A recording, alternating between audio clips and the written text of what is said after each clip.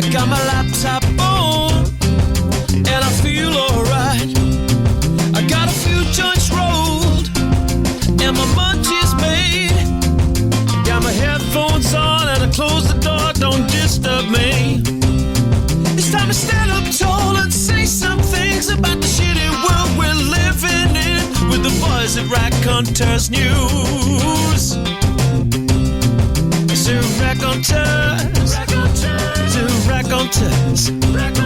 c'est Raconteurs News, Raconteurs News, Raconteurs News, Raconteurs News, Raconteurs News. Oh yeah.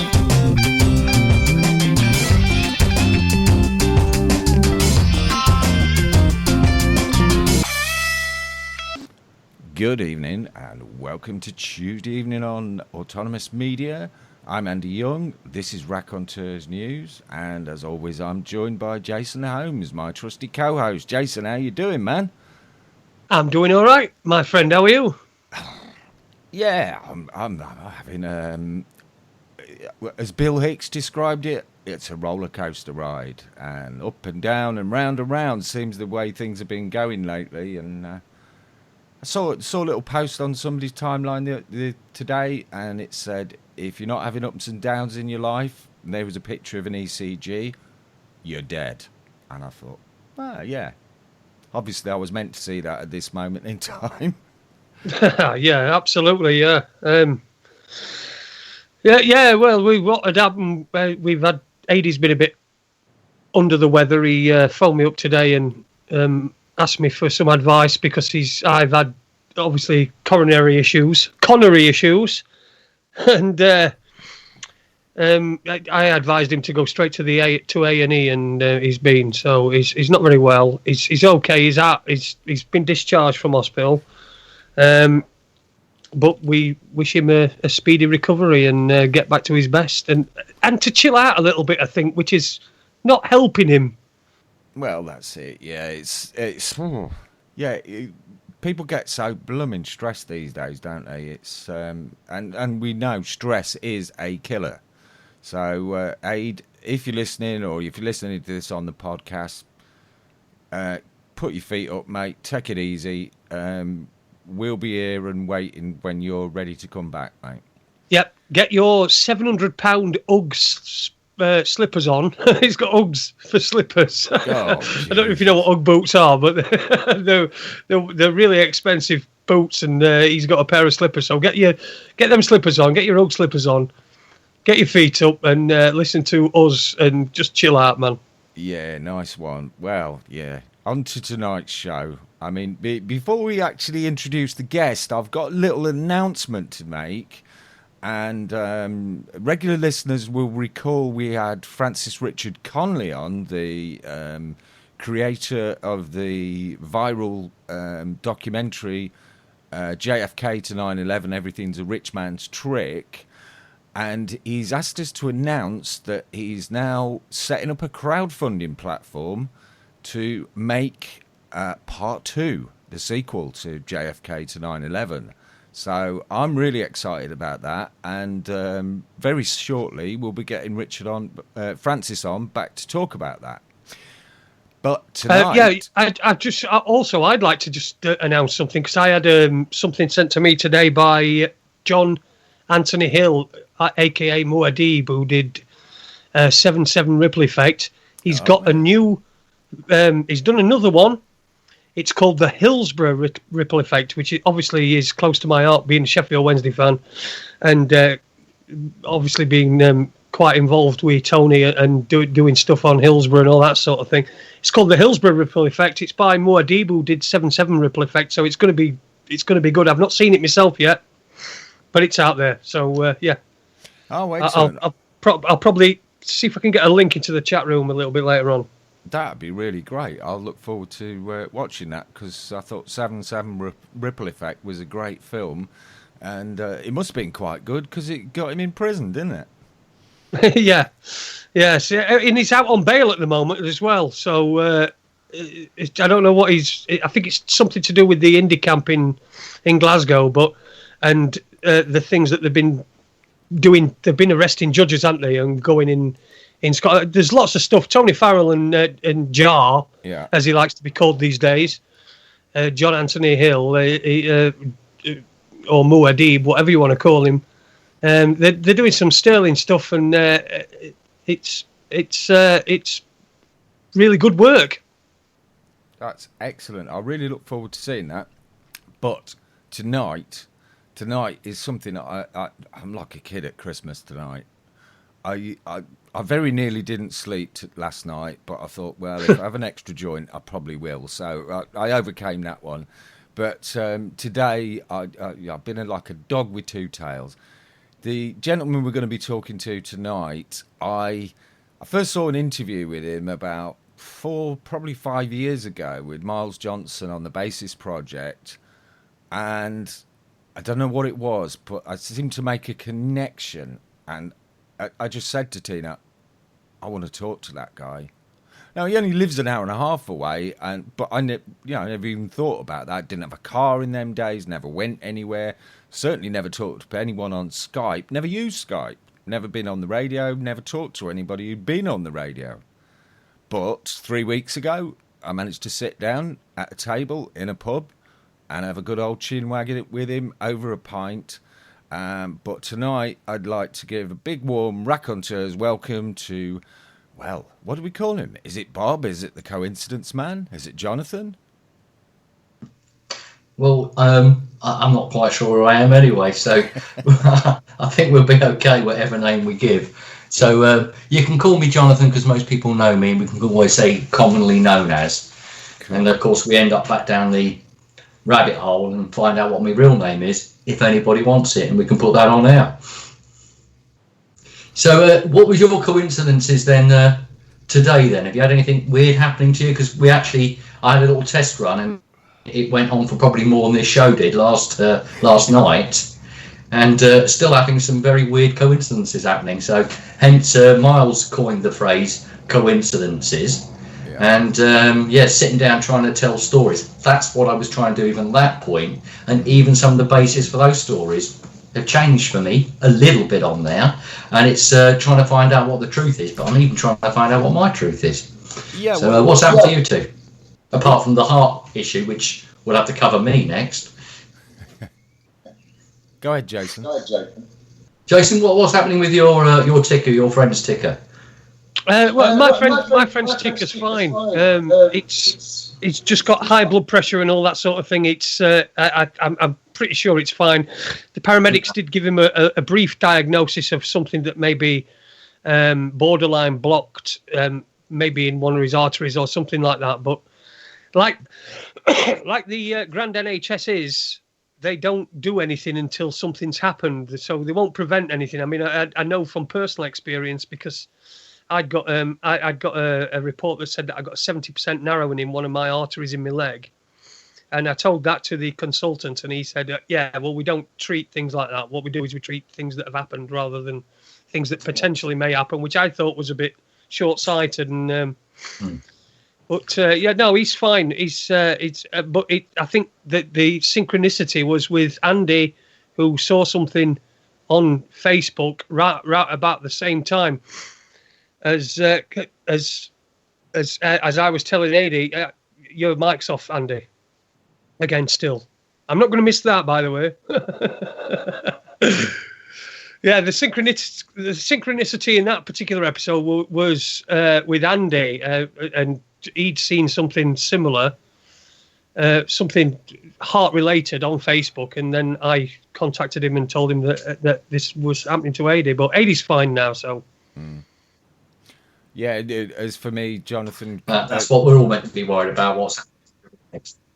And the synchronicity that I think that came up with you was when Andy was telling me about you before we spoke, because we spoke yesterday, didn't we? But before we spoke or anything like that, Andy was telling me about you, and he'd said that you'd been down in the Falklands at some point during the Falklands War. Now the synchronicity there is that I attended the University of Buenos Aires, which is it's not far; it's just across the river, just across from the Malvinas. So. Yeah, that were quite synchronistic as well. So it's going to be interesting what we're going to discuss tonight. We haven't talked about this before, Jason, but I was in Buenos Aires in 1982. Oh, were you? Yeah. You got there. So we've all been down there then. I was actually there when the Falklands thing kicked off. I was only supposed to be there for 2 weeks for a motorbike race, but it ended up being a month because they wouldn't let us come home. Brilliant. Well, I know I was in Spain exactly the same time, which it was in Benidorm, where my first adventure, False Memories, happened at the same time Falklands was going off. But the colleagues I was with in the so-called unit as well I was in had a nickname for Stanley, as in the town of Stanley. Yep. And it did have the nickname of Benidorm. So that's as close as I can get to a coincidence, but it was called for a very rude and comical journey about why it was called Benidorm. But yeah, Port Stanley and the town of Stanley was commonly known for the troops as Benidorm. And, it's a bit of a strange one on that, but yeah, it's only Benidorm. You're not going to believe just across the river. You're not going to believe this, Jonathan, but I bet you can't guess where I had my bar. In Benidorm. You got it. I bet you can't guess where I'm going on 30th of August. Just booked this week. What was the name of that book? We'll see if we get some more coincidences going. I'm just going to dash off and get me an inhaler. Just a second. Yeah, no problem, mate. Carry on. Well, we'll have a couple of cigarettes while you use that one. But what was the name of the Benidorm the bar you were in? Just in case I come up with the same name, and I'll write it down now. It was simply called... No. Well, it had a name when I bought it. It was called Bar Soria, Soria, but I changed the name to AJ's Cafe Bar. AJ's? Yeah. Nicely done, that one. Mm. Yeah. No, I can't remember that one. I was trying to remember the name of the actual... And as soon as I think about it, I was going to give the name of the bar that some of my ventures started at. This is to do with false memory as well. But, of course, it's just gone. So... You know, the mind is playing tricks on me right now. I'll tell you what I would want to do, though. I notice you've been bigging other things up as well. In case I go on an adventure, I actually want to give out a little detail about me, which is I'm using an email address, which is jc.allington, ALLINGTON.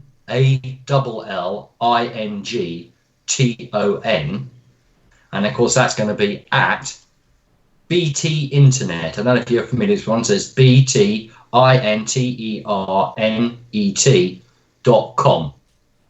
Yeah. Right. And the reason I'm bringing that one up, if anybody wants to play with me, I've got to work a way of earning a living myself. So if anybody wants to pay me £1 for this, it's the first £1 I've ever been paid from talking rubbish. So good storytelling. But that's actually, I've now discovered how PayPal works, so I can now be an internet star and tell you what I can do with the £1 if ever I earn one. Oh. Because that will make a lot of difference to the wife and this adventure. So, I'll keep mentioning that, and it'll go up. I'll have the sliding scale, and we can have that Blue Peter target bit, and I'll tell you what targets we can hit as I tell you some stories that might be worth the money. What do you reckon? That sounds like a plan, Jonathan. I've just had a thought. I mean, I know maybe a lot of our listeners will have heard of you and be familiar with your story, but I know there will be some out there who think, who's this guy? What's it all about? Could you just briefly set the scene for us before we go into the wheelbarrow load of strangeness that we're about to encounter? Yeah, I think the best way of saying this, I was refreshing my memory by talking to you and said, the best way to think of the Star Wars scenario or the saga is I can just start it in the middle, because everything else has been made left and right from that. So I think the best way is talking about what happened to me literally from Station Street, Nottingham, from about 2008 onwards, a magical, wonderful place where everybody I needed to meet turned up. And all those names and stars I could go through right now, which is, I did actually try to send you an email last night in case I was practicing to send an audio clip. I don't know if I actually managed to get through to you. Oh, I don't know. It was only so you could back it up if you could take it. But of course, I'm still playing with these type of bits. And I, on the content of that, I actually put the names of, I think it was Mickey Summers, Mark Ceylon, Bob Hood, which is the name I was using at the time, and a chap by the name of Richard Ancliffe, who's pretty much one of the characters from the Robin Hood story of modern days, but he's actually from the story of 17 Station Street. Rather than going back any further to find out if I've been telling my stories about, I haven't been near any UFOs, but I've been off to the Falklands and what's happened since that scenario. So those 4 names I've got there, I realised that I've been doing so much taping over the years that I just switched the tape or the logger tapes on, played the first one and realised, yeah, it involves some very well-known characters from Raconteurs as well. And I think the only one missing from that star-studded cast was Tom Crawford. But he's turned up on Mark Ceylon's video outside the barbershop with homeless camps and the CSA investigations. And these characters end up, not by coincidence, because there's so many coincidences, but they end up on Station Street, where Miles ended up giving my first interview. And the comedy happens to me from why it was a name that I had to actually let go of anybody else deciding about which direction the name or the adventure I was on, which was starting a shop for training people by, should we say, without charging and not even keeping the place together, because it was a derelict building run up on another name out there, but a project that was started by I'm not going to get his name now, Robert Smith, and he was taking over derelict buildings before they could get knocked down. The landlord then was securing the fact that he wouldn't have to pay any rates unless the building was so dilapidated.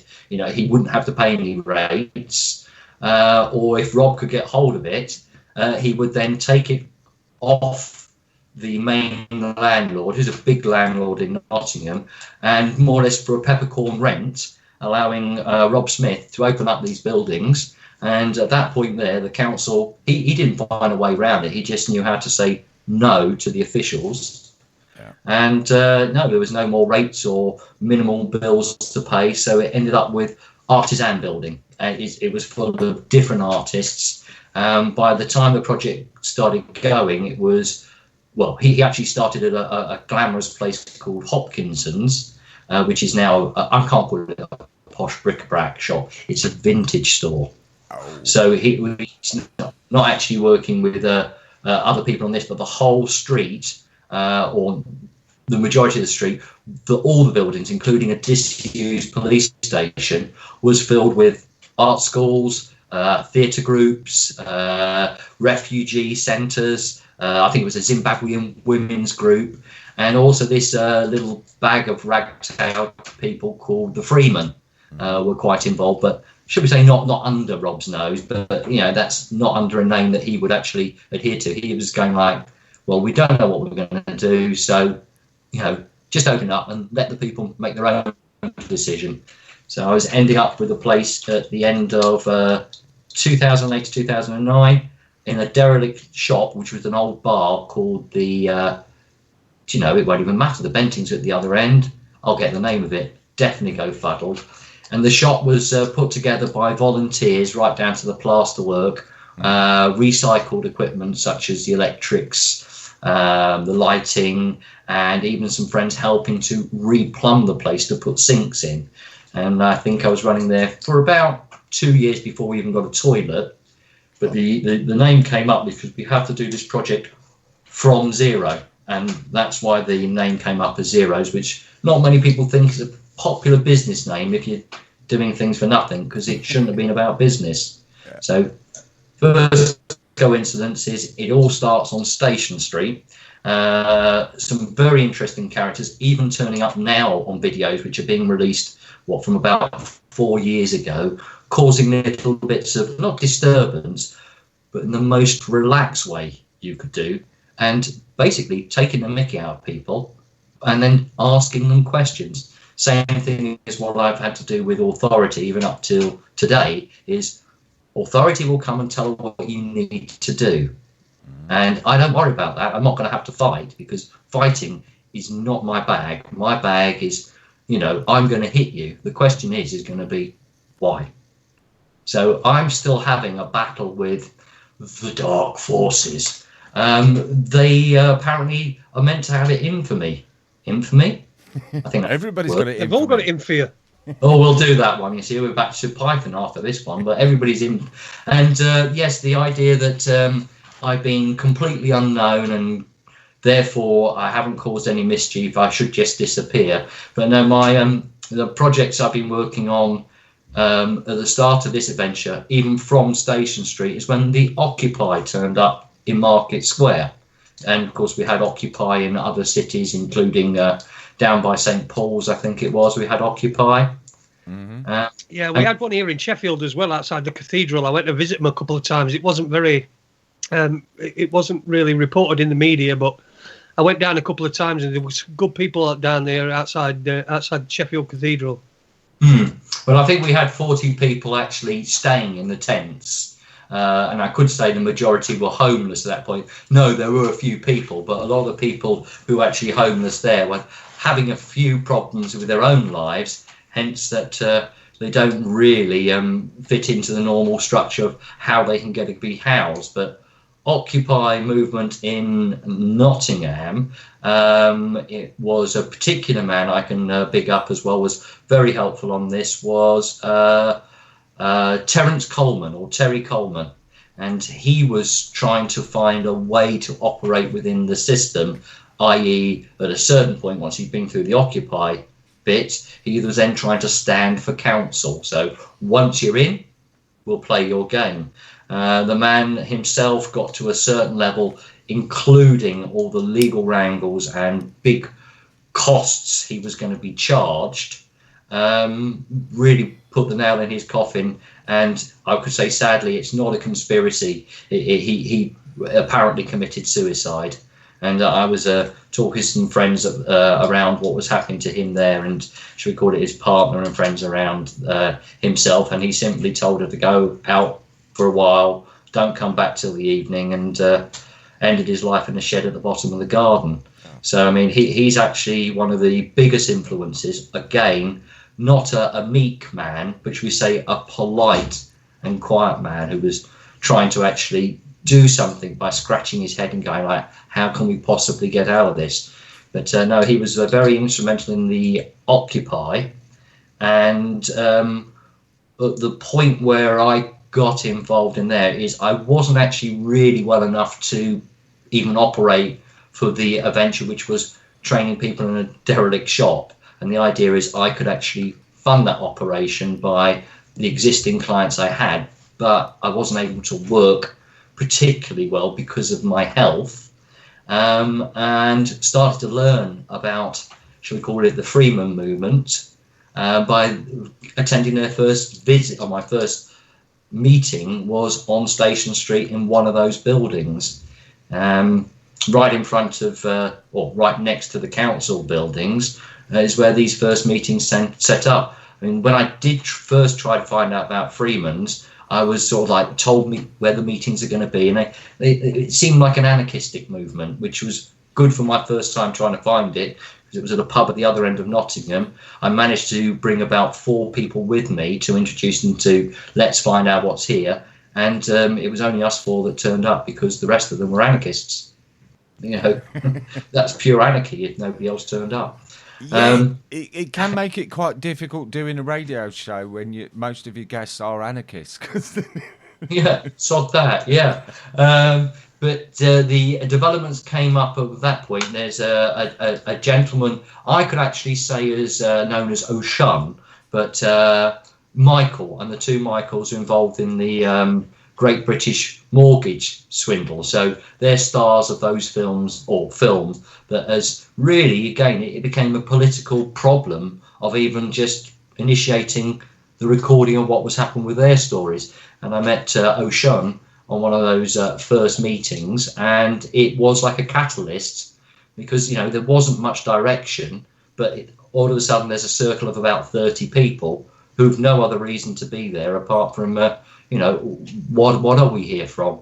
And as we went round the circle, it's a bit like the Alcoholics Anonymous, it's my turn to speak. Yeah. Pretty amazing stuff was happening to me as I approached this place and situation over a period of time. And stand still, because we're traveling at a speed of knots we're 93,000 miles away from the sun while the ball is spinning. But I actually was managed to just stop on that location, Station Street, and ending up in a shop built out of scrap in a derelict building.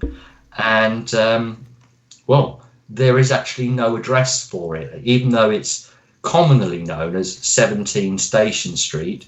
That's going to be between 15 Station Street and 19 Station Street. But for some quirk in the timeline, I even found out at one point, because I had to request the police to meet me to interview for things which have happened to me there. And on the recordings, I think I've even still got them, like, I need to see the police. There is no Station Street. There's there's no 17 Station Street. And the woman's on the other end saying, this doesn't exist. I said, well, I'm in the building. The police are meant to be in, but it doesn't exist, so we can't send anybody.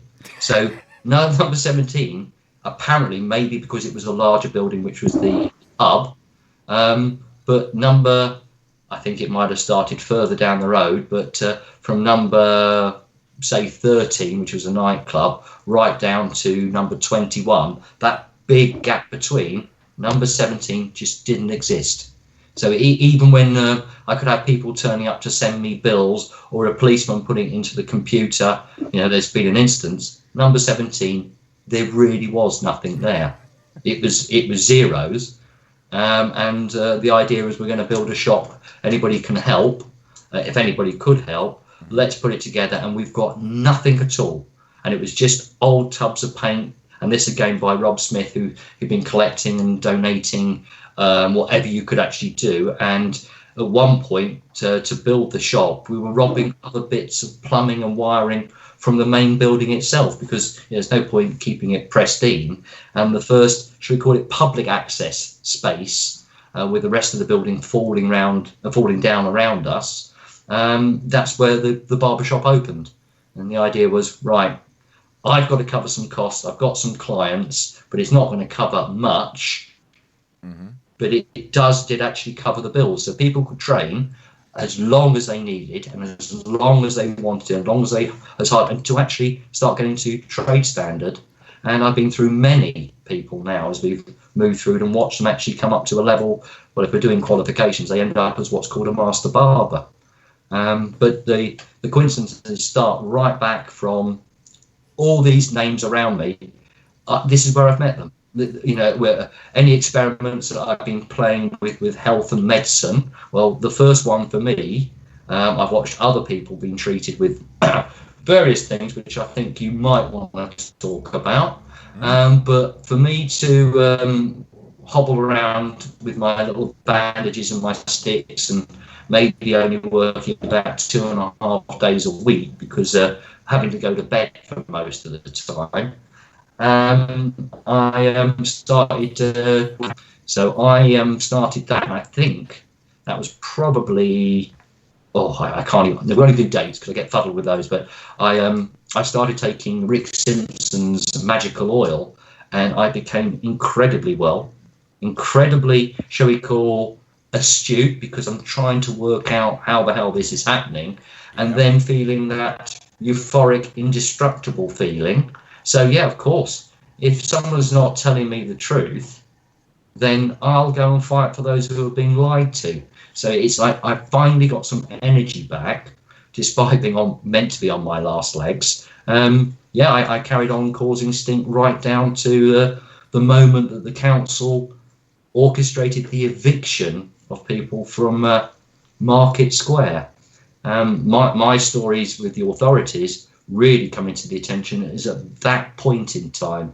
Anybody else can have a little fun winding people up or putting little videos out, but it's when after this is the coincidence, because I know a few people, like I'm watching a guy called Toby at the moment, he's having lots of coincidences, Toby Hayden, I think it is. But he's loving the coincidences numbers as 111 appearing everywhere. Yeah. But the council had to find a way to get these people off the land because they had rights to stay there, and it mucks up their plan. So they put in the registration or re-registering Market Square, saying that anybody in that square has no rights, just their surveyor, called Stephen Fryer, or quantity surveyor, was served notice to reclaim the square for the council. It was something called the Alderman Trust, and everything was put in trust for the people of Nottingham. And of course, the council's trying to oversee these trusts.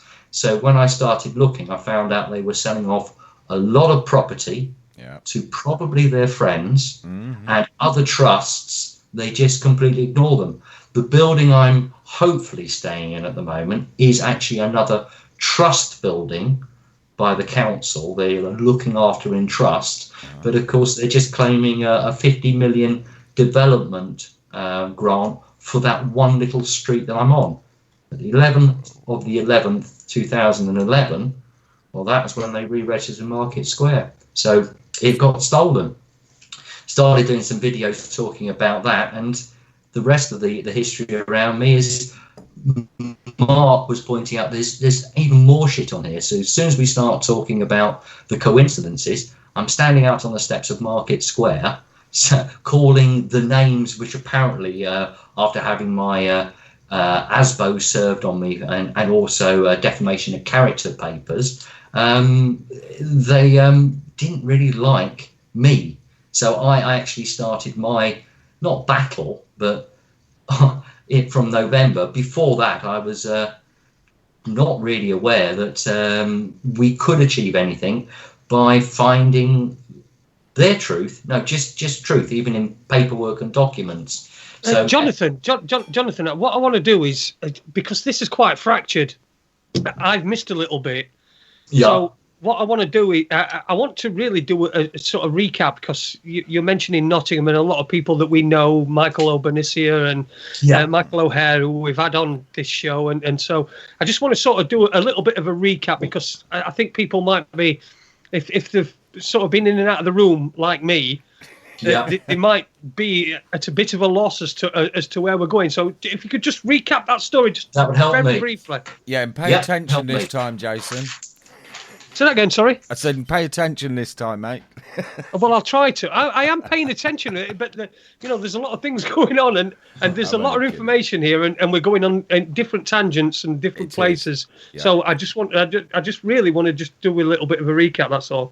Sure. Well, in this case, I'll only charge £1. It's JC Allington at btinternet.com. Just in case. Let's recap. Right, okay, you need to gear that again, because we're a bit fractured. Before the email address. Allington at JC Allington. JC.Allington at btinternet.com. Yeah. So that's my email and also my PayPal account. So, tune in now. We haven't got Pudsey Bear with us, but if you get me £1, I might be able to do something with it. And a lot of my attitude comes from, well, we need something to start with. So the names I've been talking about, I think, in this crazy short conversation so far, what do you need to recap on? Who do we need to think about first? Well, I just really wanted to go back to where you began, where you started off. You started talking about the Occupy movement, and we did all that sort of stuff. So you were active in Nottingham. That's where you're based, yeah. And we know that there's a lot of people in Nottingham that are in this. You've already mentioned Mickey Summers, Tom Crawford, Mark Salon, and several other people. And so all I'm trying to do is I'm just trying to sort of put it into a neat little ball. Oh, that would be so easy, wouldn't it? Yeah, well, that would be so easy. Yeah, it would be so easy, apart from for us. But so you were in the. When did this begin? This part of, you said it was 2006, didn't you? Were it 10 years right. ago? 2006? Yeah. The reason I ended up shutting down what I would call my commercial premises is I used to have a shop, not a barber shop. It was what would be called unisex. And Right. in theory, in that case, it was quite an expensive place with some decent, not employees, but we had a team working with me. And it was above the Paul Smith shop on Bayard Lane. But my health had been suffering for quite some time with a condition known as EDS, which doesn't really stand for what the condition is. It's a name of two doctors who then it's a syndrome. So it's ELOS, DANLOS. And they were the two names of the doctors discovered this incredibly flexible body and therefore not acting the same way, ending up with pain, muscular problems. And it's basically a collagen deficiency, and collagen helping to bind everything together, but having an extra, shall we call it, amazingly stretchy collagen. It doesn't extend like your normal body would do. So going to the gym, stretching your muscles, as this muscle breaks down, it reforms collagen and you get stronger. With this super sort of stretchy collagen, it's a bit like it's an elastic band, so you can only go so far before it breaks rather than just reforming and getting stronger.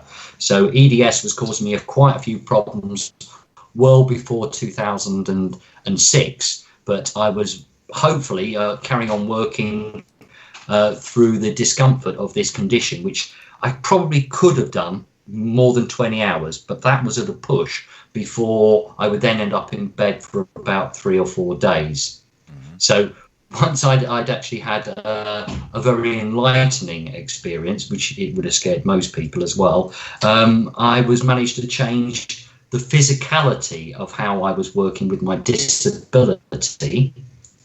And once I came through that, which of course this will be, if it's Star Wars, or right in the middle, and we'll then go tackle the clones. But if I'm trying now to work out from there, I was sitting down on my laurels, trying to be a normal person, build a business, feed the family, pay the bills. And as I was sort of like, I think Miles might have termed the saying of targeted individuals, it really was being like the most unlucky man you could possibly imagine, but trying to turn that luck around and keep working. By the end of 2006, still not being able to walk up a flight of stairs before I actually needed help.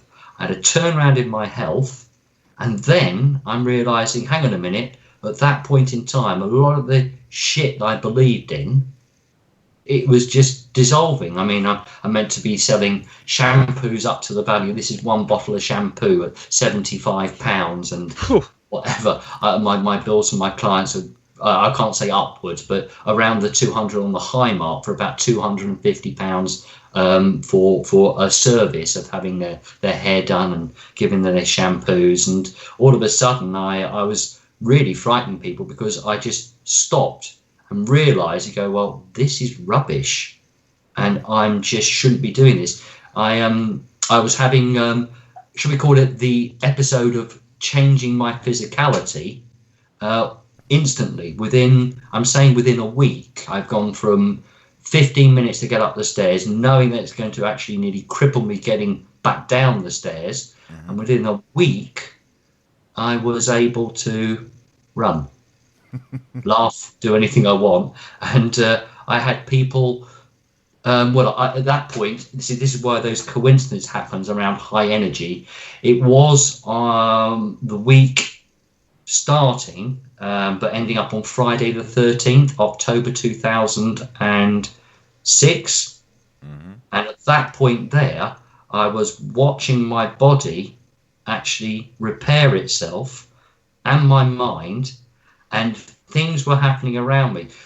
To the main point, because I do realise it was just a coincidence afterwards, but there was a power outage in Nottingham city centre. One particular section was around the shop areas where I was, and there was no power. I'm talking about days, and it just cut off.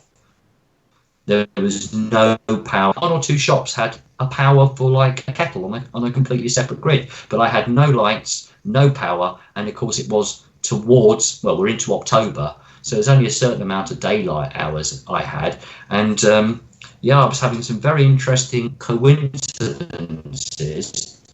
And one I was talking about the pound and saying, right, don't forget, it's my email address, which you can put up again, which is my PayPal account. Somebody pays me £1, I'll tell you the story. But because there was no power in my shop at all, I had one man who was actually a very good hairdresser. I've got some nice video of him actually training people. He was a good hairdresser, but he was very worried about how the hell we're going to carry on working because there's no power. And he's scratching his head about where he's going to plug his straighteners in. So he's plugging his straighteners in and trying to work out how you can have so many extension cords when there's no power on there. And I just said, look, I don't know what we're going to do. The best lighting is by this window. So I moved very heavy furniture, and they were very heavy pieces of furniture. So I could at least have one chair to work with by a window. And I put a towel over my arm, standing down on the Bayard Lane, thinking, well, I can't do any of my customers, which I would normally do. So I stood out on Station Street outside Paul Smith saying, haircut, sir, haircut, madam, which I found comedy. This was like the barber personality I probably wanted to be. And as people were walking past, it's a very expensive street. So I had people that would just walk past and say, I could cut your hair for £1. And at that point, it's, why haven't you? I'm sorry, but I haven't got any electricity. There's no power from here, so I've got nothing to do today. I'm boasting, saying I'm a very good hairdresser. If you'd like to have your hair cut now, it's just £1 and you can pay me anything you want. So particularly, I'm pretty sure that was the weirdest Friday the 13th I've ever experienced in, if it's a movie. But I was then kept going down to the street to bring more customers in because I could only charge £1. Where this other gentleman was still running around, not being able to do any work because he couldn't have his straighteners working. By the end of the day on the Friday, I had 28 people waiting not waiting in the shop, but I had 28 customers by halfway through there that I knew that I had 28 customers because then they were telling their friends to come up. Some people, I say it's a learning curve as well. I had one particular man who I've never trusted him. He's basically, anything he can get out of life, he would take it. So he was going to be turning up for the normal haircut anyway. And he was going, oh, that's a really good idea. Right, so I'll have my haircut, and then paid me the £1. Anybody else, and let's say it was 28 people because I counted the little tin with the £28 in it. I just opened a drawer and said, look, give me the £1, put whatever want you in, take anything you want out of that drawer. And you say, well, it averaged out, but there was just under £300 in that drawer. And that's that point where my mind was already altering and communicating with people. While I could have been doing a fringe trim, it would have been £1, a haircut, a lady's haircut, I'd charge £1. And all I was doing was actually having conversations with these individual people, as though there was not an alter ego, but the pure honesty of whatever I was saying.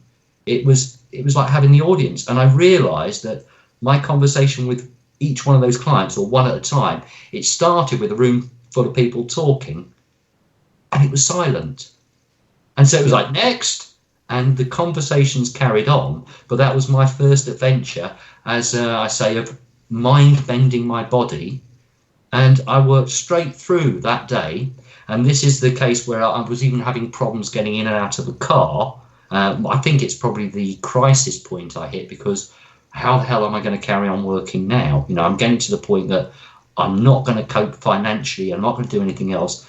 And I was questioning my reality, but was I pretending to be ill? Where I had my skin is meant to be very stretchy. You can do that if you want. And bruising on my body, a lot of pain using a TENS machine. Bang, from that point of view, I'd stopped using anything such as ibuprofen and paracetamols right up until that point where I knew I had to reframe my body. I was managed to walk from Nottingham city centre. I could walk wherever I want. So at one point, I parked my car halfway between home, which was the far end of the meadows, and that's an area after that where I was living called Wilford Village.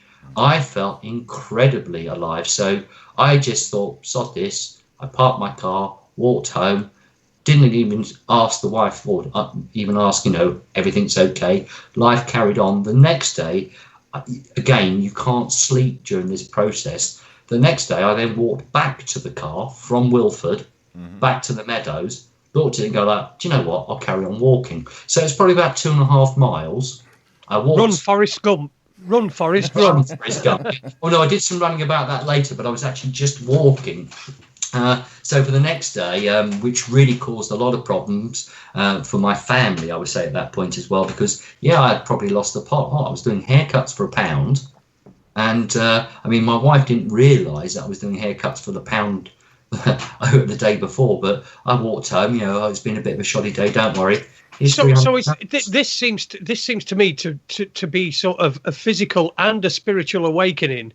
Would you say was that after you'd started taking the Rick Simpson oil and no, that's back in 2006. Right. This is when I'm trying to actually explain what happened to me physically. And yes, if I have mentioned this before to yourself, but online now, is the idea of releasing a certain chemical from your pineal gland is meant to be an access point for literally my memories, backwards, forwards, or even contemplating what I'm going to do next. It's like your inner self laughing at you, going like, well, you're here now. So you're visualizing this. So physically being able to move in ways that I wouldn't really be able to move. I had a bathroom built before this little incident because I wasn't able to get showered and washed.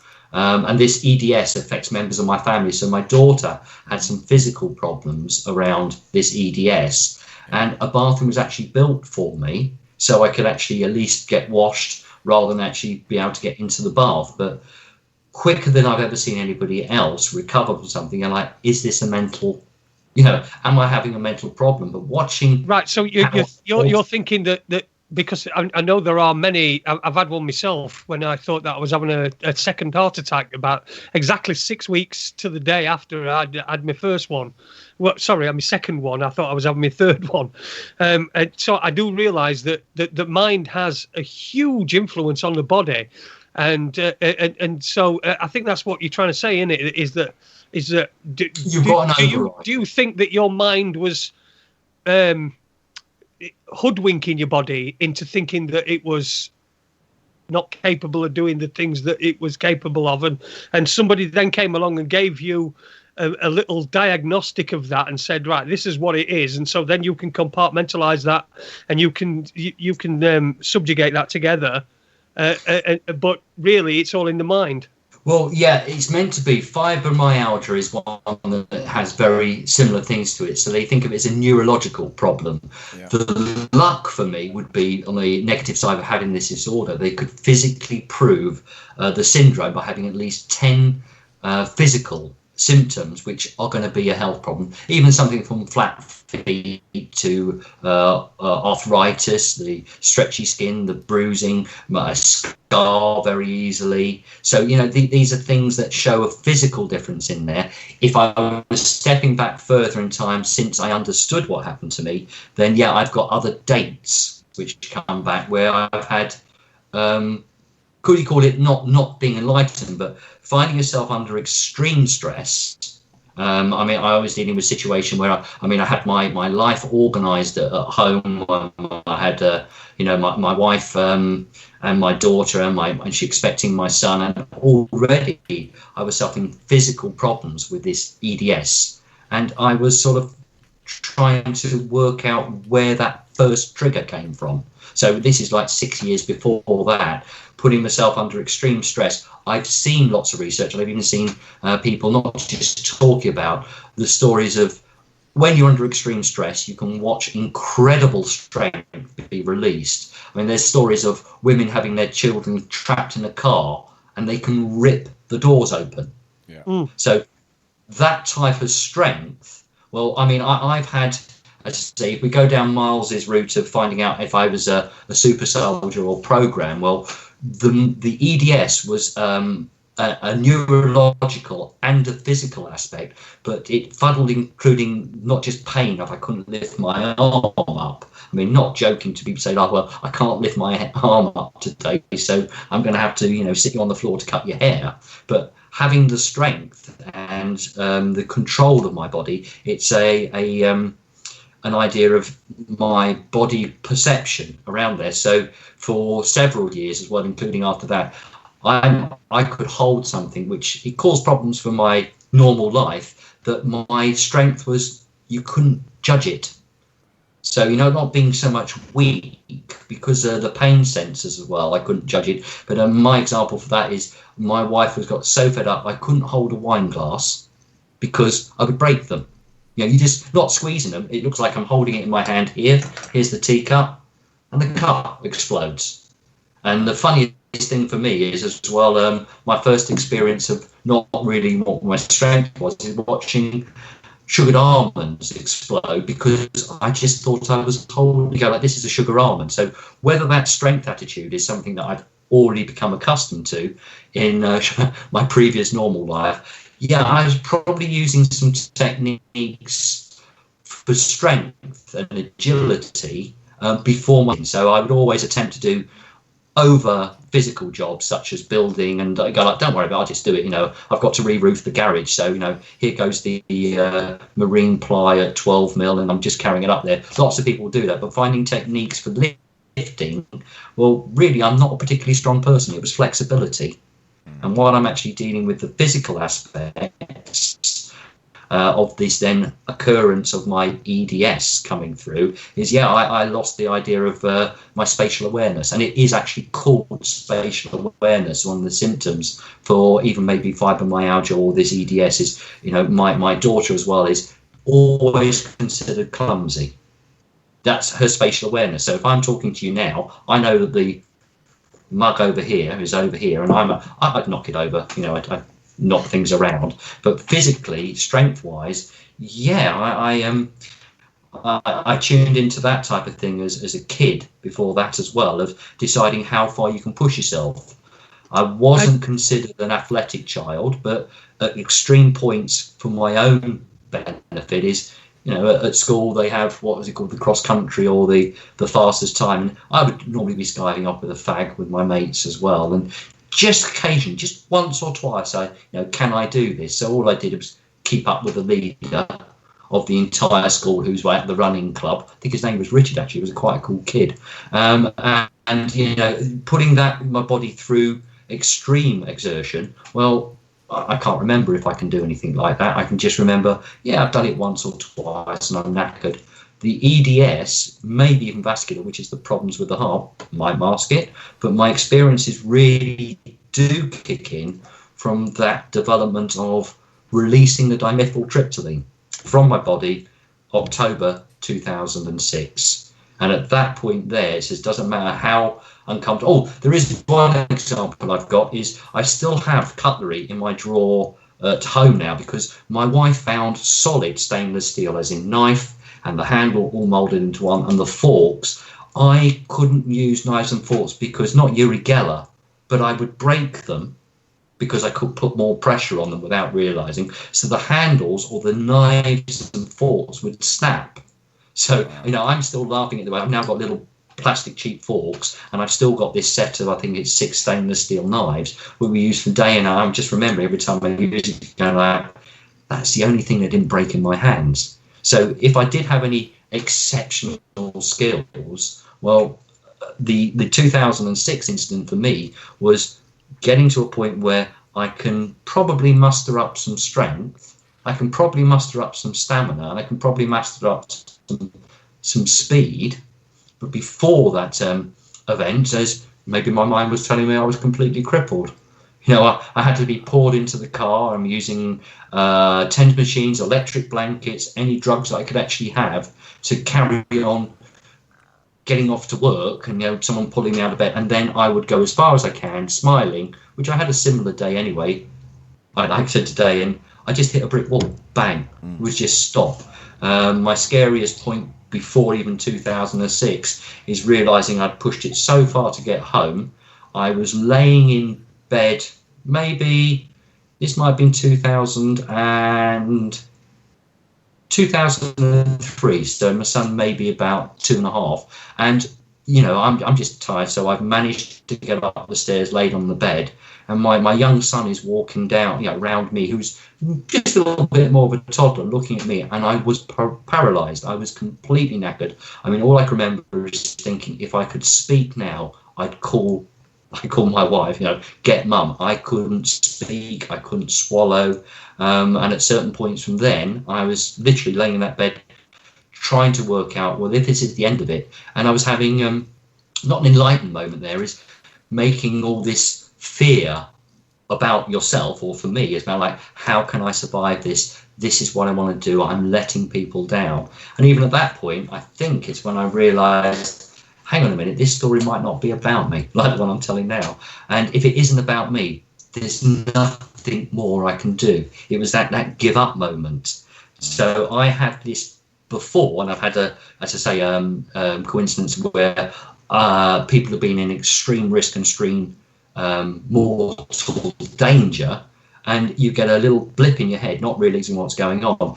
And yes, I was then finding out the next day that someone had been, a horrific assault, and something popped into my head, bang, I felt like a crystalline feeling, as though there's an explosion in my head. Wow, what the hell's that? And then the next time I was really experienced that is laying on the bed saying, actually, I've just given up. Don't worry about it. There's something else happening. And I started to recover at a certain point. But when I got to 2006 in October, I then was going up, I can't do this again. I've managed at least to carry on working. In theory, I was meant to manage a shop because I wasn't able to physically do it. And then realizing, hang on a minute, this is how to reprogram. And if I can reprogram the fact that I'm a cripple, I'm going to reprogram it. And within a week, and I was having coincidences with numbers at that point there, because I believe if I tried to check it with the astrologers, but on that month of October, and it was not a total eclipse, but it was a blood moon. I'm laughing at myself, going, "Oh, that's a funny coincidence." Sorry, if I can just. Sorry, Jonathan, can I just interrupt you there? We're just having a little bit of a problem with your connection at the moment. for some unknown reason, we've both got something in common anyway. We've got clumsy daughters. I just wanted to get that out of the way, and also I'd like to make the point as well. We're around about the halfway point, and we usually play a record around about now. But I'd like to say, if anybody wants to get this mental picture in the head, if they want to see what you look like, it's almost as if I'm interviewing Brian Gerrish. I've actually written down here when I was going to pick someone up, it says, I'm wearing this tie, so I'm looking like the younger version of Brian Gerrish. Right. And younger version, yeah. I think we're about halfway, aren't we, Andy? Shall we have a record? We are close to halfway, and don't put yourself down, Jonathan. You're far better looking than Brian. Right. If I'm going to disappear off the cigarette, I'm going to do it again because I'm after £1. Yep. JC Allington at btinternet.com, and I reckon the next little bit I'm actually going to do a sales pitch about me and you. And I'll tell you what I can then take us back to this point in time, because that was just filling in about health-wise. So it's coming up to the halfway point. What time am I back? That will be awesome. We've got a 4-minute track, but just before you go, it's all about coincidences tonight. You've already mentioned the name of the town where I had a bar. You a few minutes ago, you mentioned the name of my furniture shop in Lincoln. And it's an unusual word. I think we've done 250 broadcasts or thereabouts, and I don't believe that word has ever been mentioned before. You mentioned spatial awareness. My shop in Lincoln was called Spatial, Spatial. I'm just drawing little triangular spaceships at the moment, so we'll enjoy that one. So we're gonna. I think the after show talk's going to be very interesting. Oh yeah, we're gonna play a tune now from the one and only Tom Waits, and we'll be back in around 4 minutes. Don't go away, I'll have a quick cigarette and I'll time it. I'll see you in a moment. We'll be back.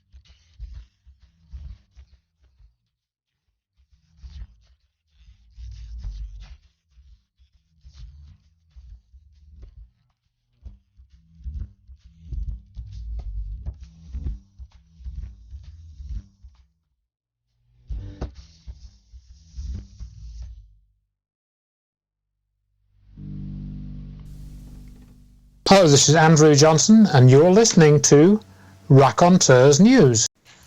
And Welcome back. To Raconteurs News.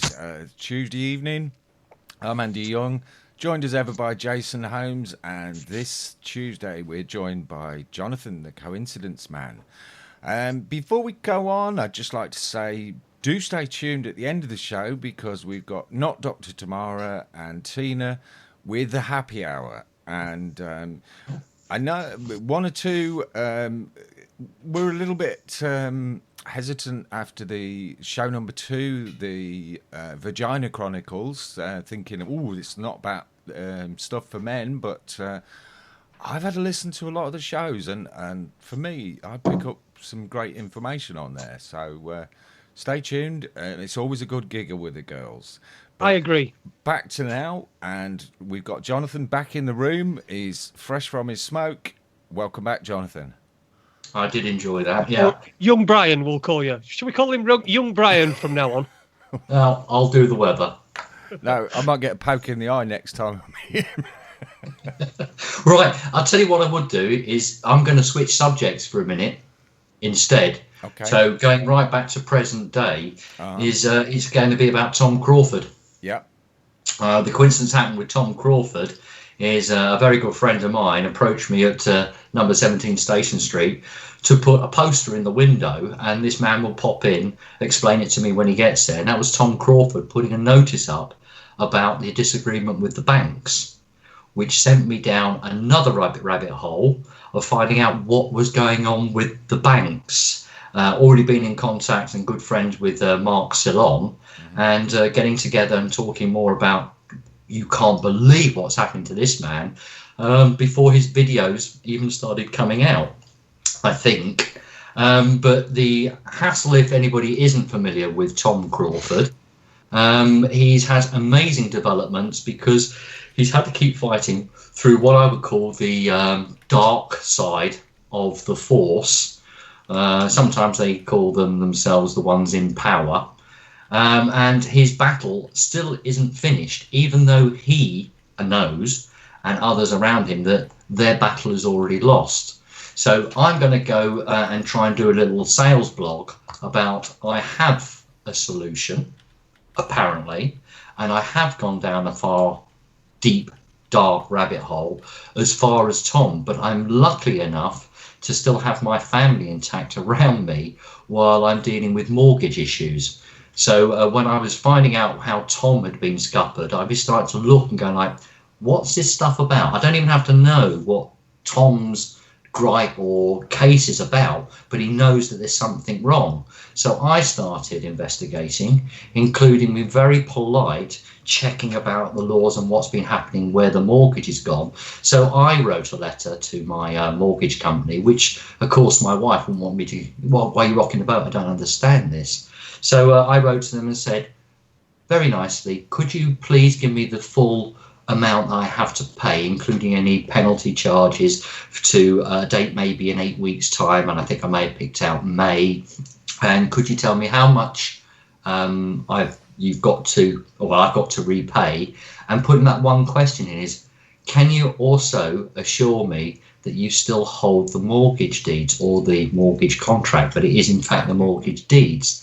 Since dealing with them, it progressed on conversation by conversation until the fact they're ignoring everything you're asking, until it got to a point that I had to send a letter saying, unless you answer this question, then I'm not going to pay you another penny, and you have got to pay me back every penny that I have paid. And if you haven't got those mortgage agreements, get off my land. And I have had some very interesting conversations, not just catalogued and recorded either on video or tape, but watching them people skirt around the legalities. We've already answered that question. Of course, it never has been answered. So my little ploy at the moment is I have got no chance of working, earning enough money to pay a mortgage. Right. I think, I'm guessing, a mortgage, and I've just experimented with a friend, 50,000. Say that's what the amount I was going to pay.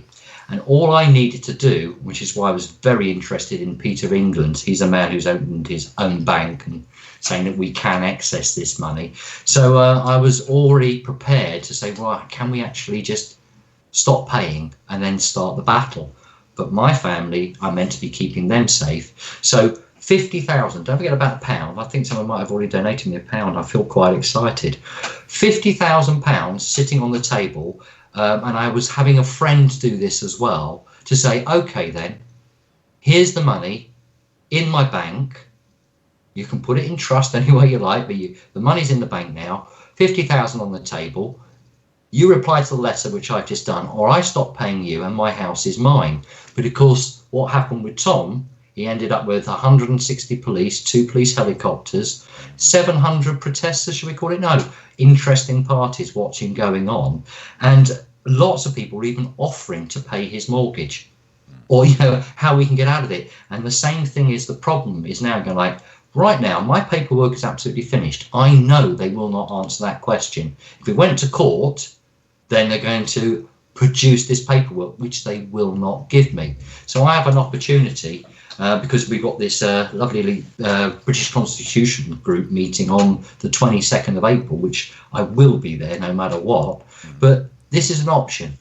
Okay, then, I haven't got a penny to actually fund this idea of pay my mortgage off. I've just had a friend who was helping me as quietly as possible so he doesn't end up in trouble himself. But he's actually agreed with his solicitor, and he was saying, like, well, the solicitor said it's all electronic now, so I've just got to transfer it to the bank. He's got his new mortgage, or his real mortgage, which was transferred from whichever it was before, Abbey National, into Santander. Ooh. So I asked him very nicely, with his solicitor, be very, very careful, but now ask the solicitor, can we have the name of the competent who signed that contract? And this is the same as Michael O'Deara's stuff, and everybody else is realising there's something not quite in paradise, not right. So asking for that paper back from my friend, he did actually understand correctly what I was saying. He got all the paperwork for me, was very excited this weekend, showed me his deeds, and I'm saying, I've seen this before. Show me the mortgage contract and you'll see it signed. I mean, I had one in my possession from somebody else who, oh, don't worry, I paid it off.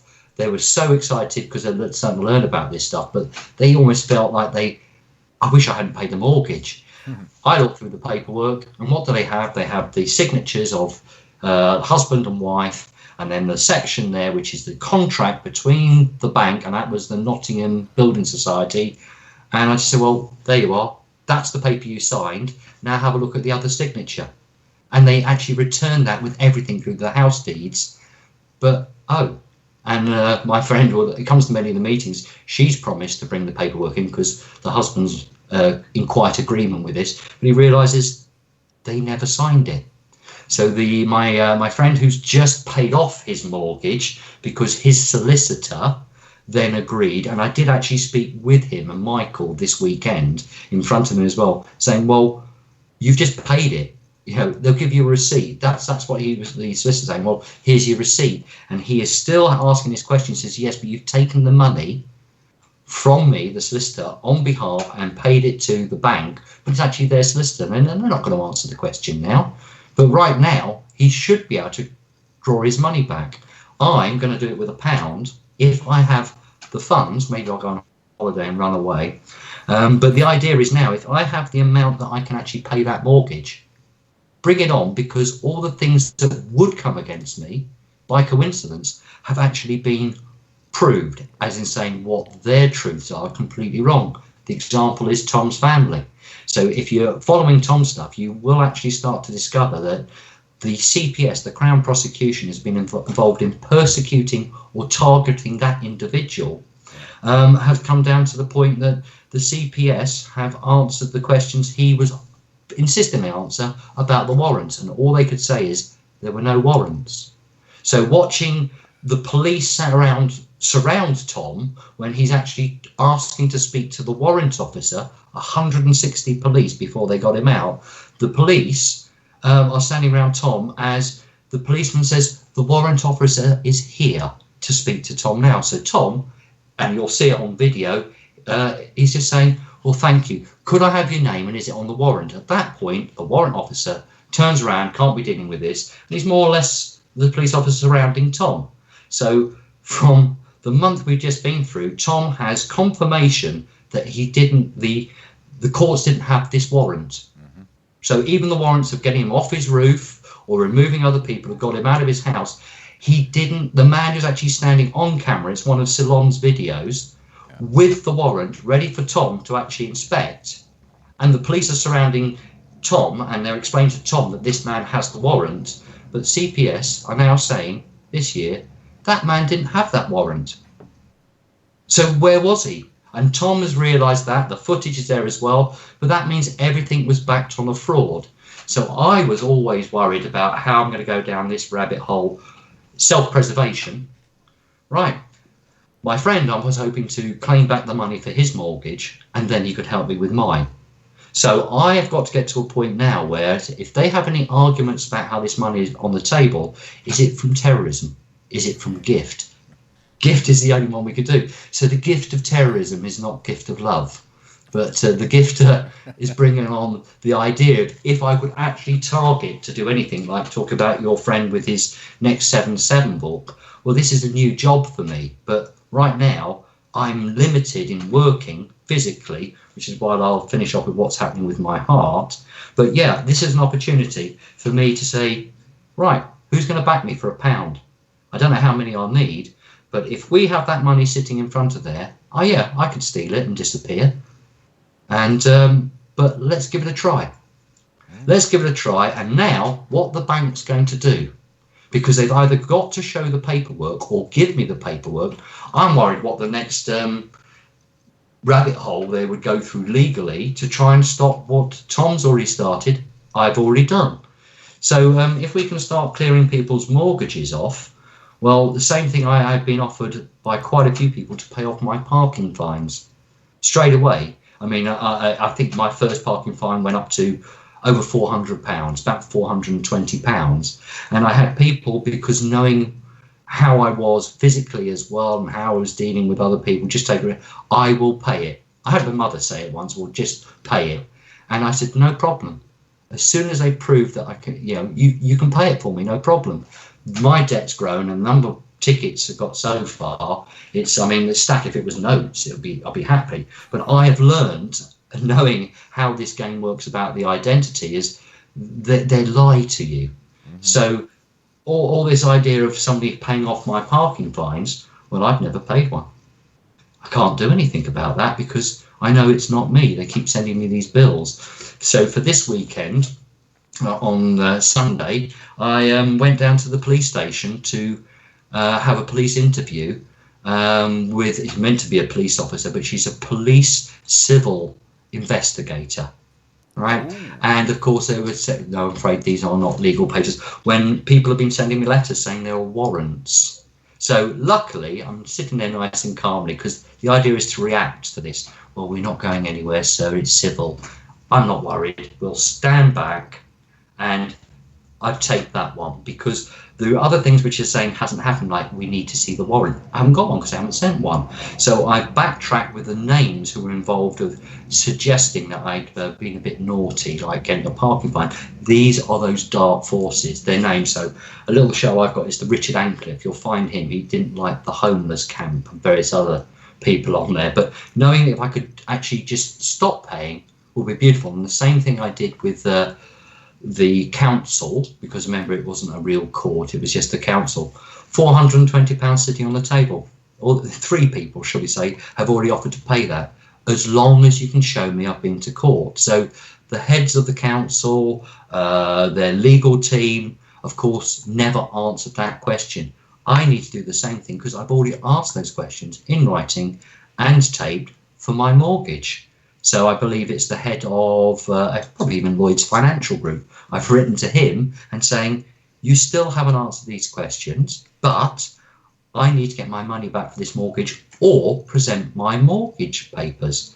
So I would like to, shall we say, assume if I've got the money to pay it, that paperwork's got to be there. So if they can't bring that paper forward, exactly like before Tom's kicks off, is I have this paperwork here. So I've offered you the money. I'll give you, I don't know how many days it is, 28 days. If we can have a, I don't know, it's called SQ or PayPal, well, I'm PayPal. We've got this amount here. Okay, let's give it 28 days. And then, by law, I can reclaim all that money. And it's my house. So that's my intention. But I intend to do that from £1. So I've only got £8. But I really have to, should we call it conjure up the funds? As long as people know where it is and what we're doing with it. Go, right, well, this is the first one. The event's going to happen on April the 22nd. I think there's quite a few like-minded people have discovered of what has been done. And it's almost like the catalyst, the start of that movement. And anybody could have done this. They should have done it with Tom's money. But he's proud and he's very, very strong. And I'm going to say I would swallow my pride at the moment, not for the 50,000. You go, like, I could have my battle disappear with the council officials because I've already won that one and I could sue them. And in theory, I could then put the money in, I'll pay the mortgage, I'll disappear into the background, and I could live at home because I can't work anymore. But right now, if we're not going to see this written stuff, we know what the time scale is because it's already happened. We will come round, we will intimidate your family, we will then throw you out, we will then call the police, we will then surround a building, but nothing was done officially on paperwork. So starting at this one moment here, if I can actually prove that they're not keeping my house because they can't take it from me, and they're not giving my money back, which of course I'm now going to demand it by using simple banking schemes, which you might know as well, to claw some money back. And then, of course, trying to take possession of my house will need not 700 people outside. I don't want that. I don't want 2 helicopters outside. They're always over Tony's house anyway, Tony Topping.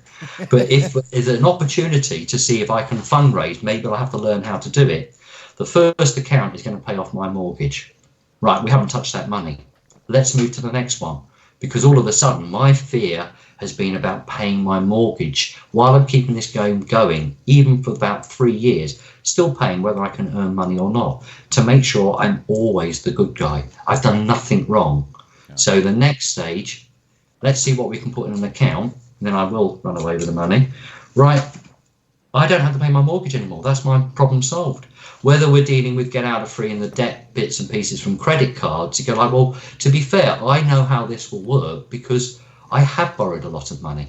I've had to be able to stay alive. So it's all credit card debts. Right, well, if I haven't got a mortgage, I could pay off those debts. But of course, we will be looking at how much has been accrued in interest and what its value is. But I need to find a way to live. So if I don't have to pay a mortgage anymore, and I've got your £1, 50,000 of them, in this account, right, who's next? We can go round and round in houses, around in people's houses, reclaiming their houses and reclaiming that right, because the straw has already broken the camel's back. It's just done it. So I'm saying, right, I always started in my infinite wisdom is when I started cutting people's hair for £1. That's when I realised that I think a voice in my head says, you can change the world for £1. You might get one of those, the new ones, you know, the new 12-sided ones. Oh, well, that's 14 sides, really. The problem is, so I mean, really. Sorry, Jonathon, I really need to get into here. The problem is, we might have got the straw that breaks the camel's back in the legalese way, but right.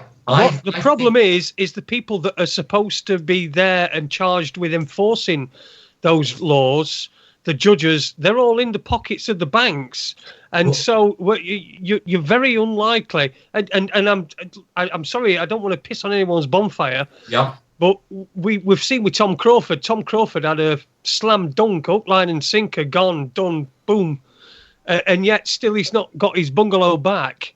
And it's very unlikely to get it back. We've got to agree on that, haven't we? The idea of breaking the camel's back is the whole idea. Is the idea of anarchy does break things, but we know that the system is bleeding, and it's bleeding us away from even the things we need to achieve, even the fact that we need a legal service. Otherwise, we've got not a game to play anyway. We don't have a police force, anything at all, if it's based on the lie. Same thing with the paperwork is.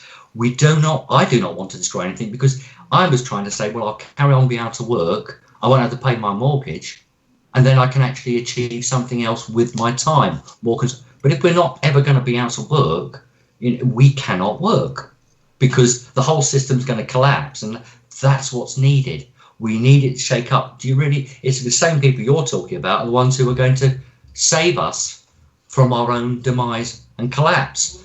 I say you do it correctly in a way that it's a game of chess. So we know that they'll ignore the rules. As I say, for me dealing with parking tickets, in theory, I'm going to take the council under the harassment laws for my protection. But you go, like, it doesn't matter how far we go. I should have had a police investigation because I spoke on Sunday. I know that's not going to happen. But when you put it together as a little storyline and you can actually see everything, the evidence is there. My next bit for the Sergeant Thomas and young Kelly, who wasn't a real police officer, my next point is pointing out what they've actually said on the transcripts and showing them the copies of the warrants, which I know don't exist. But unfortunately, we have a high-level helper called Richard Ancliffe, who's the antisocial behaviour. He stood up with this in front of a camera, a piece of paper, describing what a warrant is. But I'm very sorry to tell you, I don't know if I'll upset you, because then, like Tom, I actually have the warrant in front of me for you, and it will say Equita. This is a warrant, and it's written by Equita, the man with the correct qualification, saying he's an antisocial behaviour officer and what would we call it, quality control. But he's actually managed to put himself on camera, so I can investigate with PC Sergeant Thomas and this gentleman. The proof is there, because how far do you want to go? And of course, each time I get sideswiped, I could tell you how much trouble I'm actually in. You go, brilliant.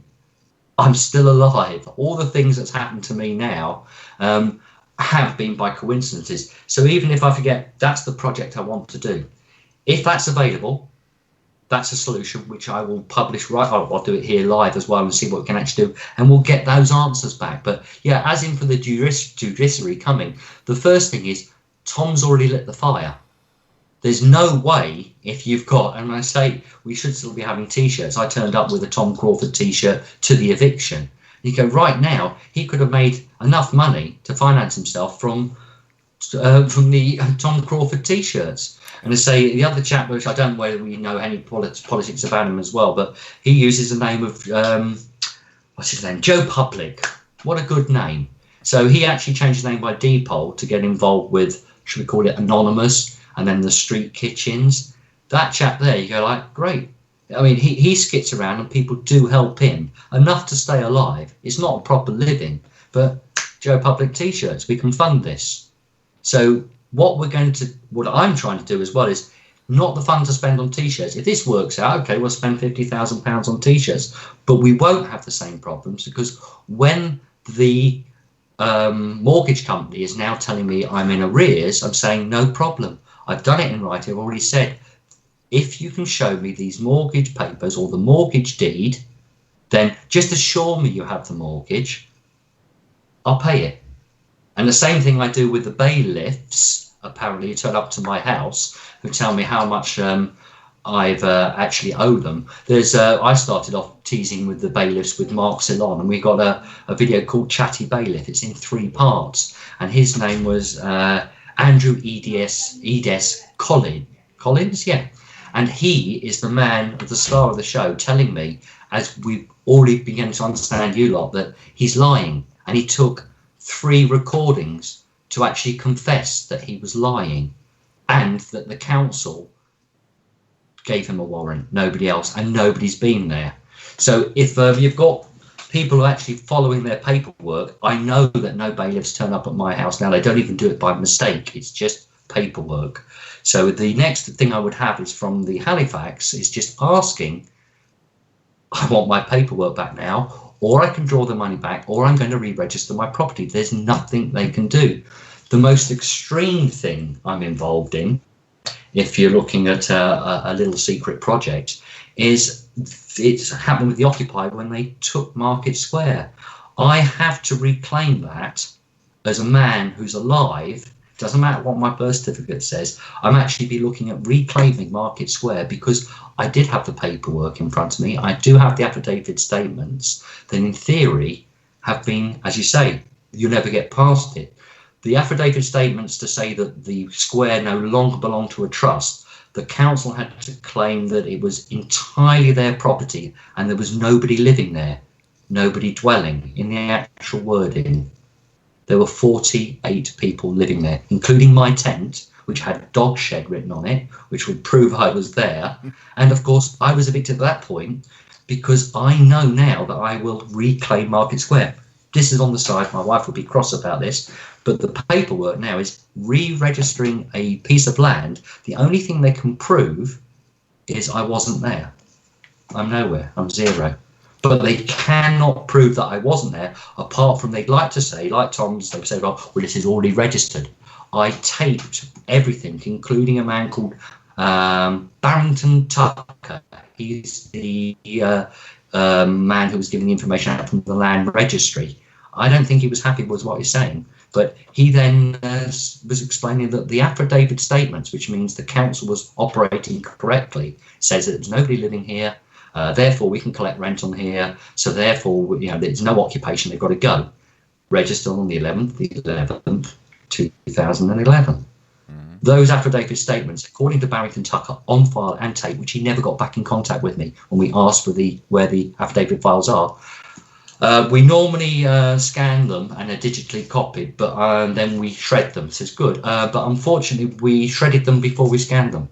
Oh. So there are no affidavit statements. In fact, they don't exist unless, of course, under oath as well, they can be redone.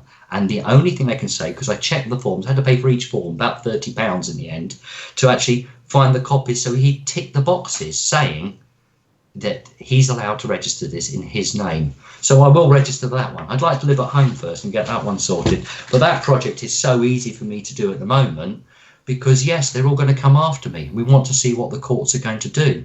But understanding the difference on the legal names and things is they're not going to go away, but I will re-register some land.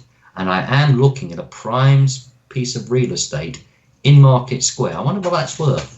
But either nobody's got the right to it and someone's been able to re-register it, or I've got to claim that I'm a living man and was in Market Square post that date as well when they actually took the square. And then on the actual eviction day, I was standing on the phone dealing with the council solicitor, who in fact ended up coming to have a haircut about a year before that, until he freaked out that I was Bob Hood and he couldn't answer letters because, oh shit, I can't talk to you then.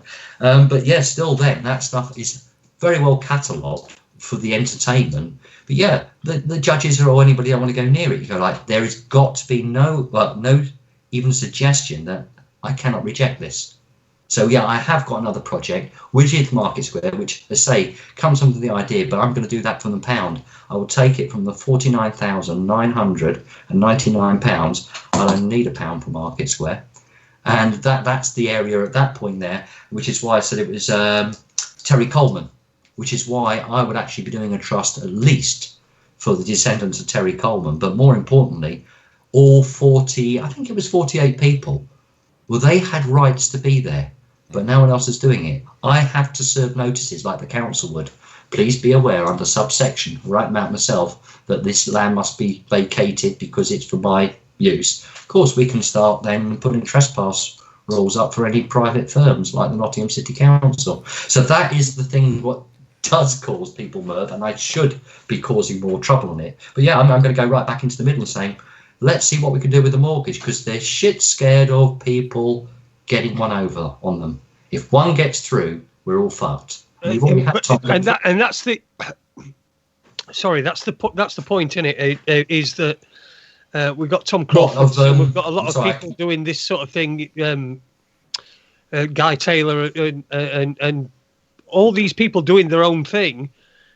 We need a critical mass, don't we? We need a critical mass of people. Yeah. That are doing this and that are questioning what's happening. And once we get that critical, what do you think the critical mass will be to get to the point where judges are compelled to act in a way, an honourable way, rather than just doing the bidding of the banks. Yeah, I mean, the fear for me should be is protection of my family. You know, my wife has not enjoyed any of this, including that she's managed to actually try to keep our heads above water before even these letters finished. But she didn't want to go there. This is the first time that I've actually seen her so at that desperate point. Not, you know, like the release of the dimethyltryptamine, there's got to be an answer. I've actually seen her stop when I'm going like, well, I'm going to ask for £1 on this show. He said, well, that isn't going to help, but I've got a plan. She's actually smiling at me again. And I did remember at the start of this trip, which I call it the trip, that I've been involved in. I can remember being at the tail end, realising that I'm not going to be off, very well off. And I'm not going to, because it's not about the money. I have to find some other way to do this, right?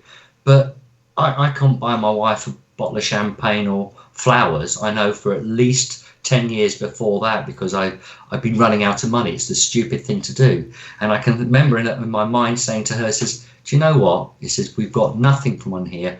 I won't buy you the champagne, because if I get it right, I could drink champagne every day if I want. It's a game with money and players. But when you stick your head above the parapet, then you're going to get shot. But of course, I should say, am I looking into the castle and we're being shot by the team of gangsters in there? But at the moment, they're just sending raiding parties out to gather your loot. So the Rob Hood, using that name, or Bob Hood, when I've played on some radio shows as well, was pretty much what Get Out Debt Free was about. Mark Ceylon going on radio and explaining where these debts work. And so I have learnt enough to know enough that these fictional characters know they can't even read my name out, because that would be a crime. Hence the letters in front of the police officer this weekend. Is this you? I'm going like, that's the company. You can assume it's me, but I can't open these letters. Well, what's your name then? Because it is a game. We know that they're going to answer the questions for me, or I'm going to answer the questions in a way that when they say that name that they can't enforce a warrant on because I don't exist. I think my name was John 044441. So this is why I know what my name is. So if I'm talking to the police officer, well, is this you? You go, the same as the other idiots. You have been trained to play a game. So for me now, I still have this stack of letters to deal with the parking ticket and go on for the police. In the background, Market Square is my prize at this time here. What we're going to do with it? You go, well, I'll tell it to the Chinese, it's got to be worth a couple of billion. There is no silliness to this game. We are wrecking a game that is actually just being bled. So once you get down to the point of understanding what freedom is, well, my wife is saying, like, for goodness sake, we've got nothing left. You've lost it already. How the hell can you survive? I said, I'll do it for £1. We just do it for £1. Critical mass on that is how we're going to survive. Go like, well, how we've all got to learn how we've got to readjust to the idea of how we're going to pay for our houses or who owns them.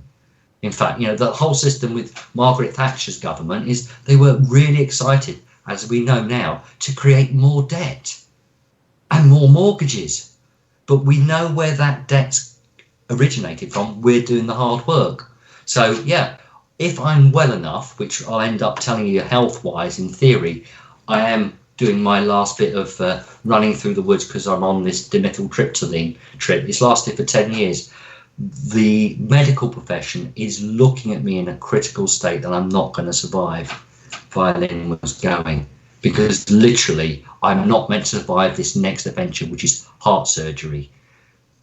I'm meant to be able to cure myself by using Rick Simpson stuff, and I've been very foolish by giving it all away to everybody else, making sure that they can deal with this. I could be as mad as a fish doing things that I know the police haven't been after me when I have been helping people with their cannabis medicines, the best way of putting it, free of charge. How the hell are we going to do it next? We're going to start again. It's only going to be £1. So how are we going to move forward next? I want to do this project to see if I can put enough there in an account to pay off a real mortgage. and I might not survive till I get through this heart surgery. But I should come back to work. When at this rate, man, I mean, the only thing they're worried about is, or for my wife is, okay, we can't do anything more. You're not going to survive financially. She's doing the wills. How are we going to get you back? You're like, right, okay, then. Well, I've got my mortgage to pay, whether it's 600 or 900 or 1,200 pounds. People have mortgages of this size. So if we're stopping it right now, you go, I'm going to need some time off if I survive this. But my attitude, unfortunately, is very scary for my family, other people, because do I know what's on the other side? No, but I know what's on this side, so I'm smiling.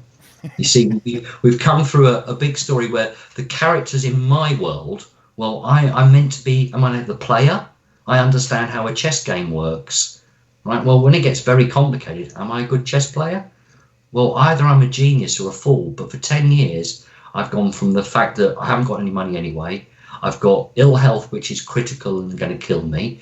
And then how the hell am I going to do this? So I had this wake up experience and not getting up the stairs, which was that, should we call it dimethyline trip?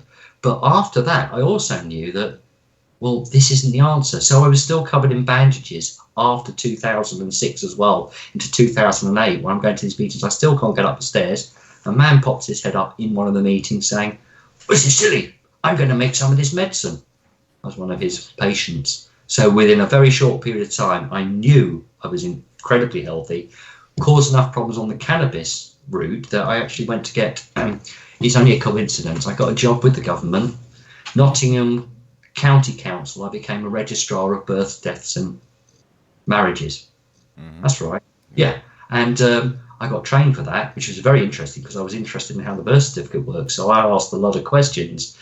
But it ended up when they found out that I was either very, very ill or didn't want to talk about it, they suggested I can't do my job anymore. Within a short space of time, I'd stopped taking Rick Simpson's oil and I'd started to degenerate in physically that I wasn't able to work. So I had to have this discussion with my government employees and say, what's wrong? They said, I'm sorry, but I can't take the drugs. We need to know what the drugs are. Comedy for me, I go like, you sure you want to?